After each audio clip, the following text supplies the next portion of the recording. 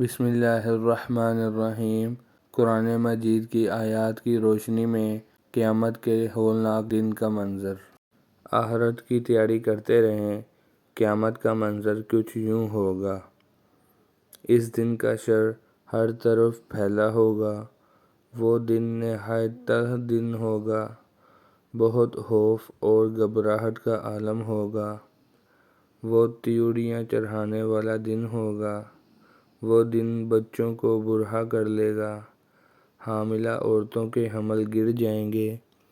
قیامت کا دن بہت عظیم دن ہے، اس دن سنگین حادثات پیش آئیں گے، ہر طرف مصیبت چھا جائے گی، وہ دن ٹلنے والا نہیں ہوگا، اس دن انسان جائے پناہ تلاش کرے گا، اس دن کسی کا مکر و فریب کسی کام نہیں آئے گا، اس دن کوئی عہد و منصب کام نہیں آئے گا، اس دن کوئی رشتہ کام نہ آئے گا، اس دن دنیا کی ہر چیز فنا ہو جائے گی، آسمان لرزے گا، آسمان پھٹ جائے گا، آسمان دروازے ہو جائے گا، سورج لپیٹ دیا جائے گا، چاند گہنا جائے گا، سورج اور چاند ملا دیے جائیں گے،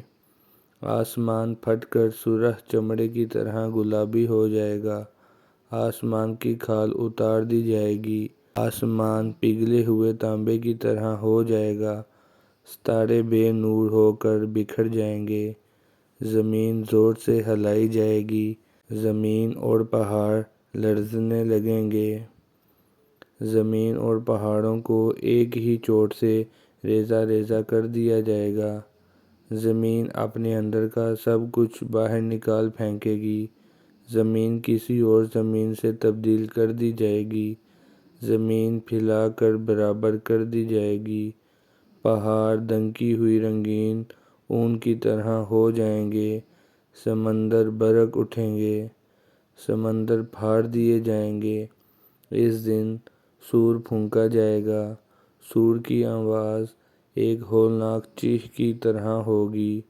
جب پہلا سور پھونکا جائے گا تو ہر چیز ختم ہو جائے گی، اس اللہ کی ذات باقی رہے گی،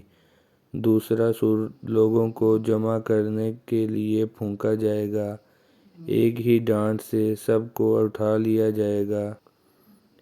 اس کی آواز سے زمین و آسمان میں موجود تمام مخلوق گھبرا جائے گی، سور کی آواز کانوں کو بہرا کر دے گی، سور کی آواز کی شدت سے زمین و آسمان کی ہر چیز بے ہوش ہو کر گر پڑے گی، سب لوگ قبروں سے اٹھ کر کھڑے ہوں گے،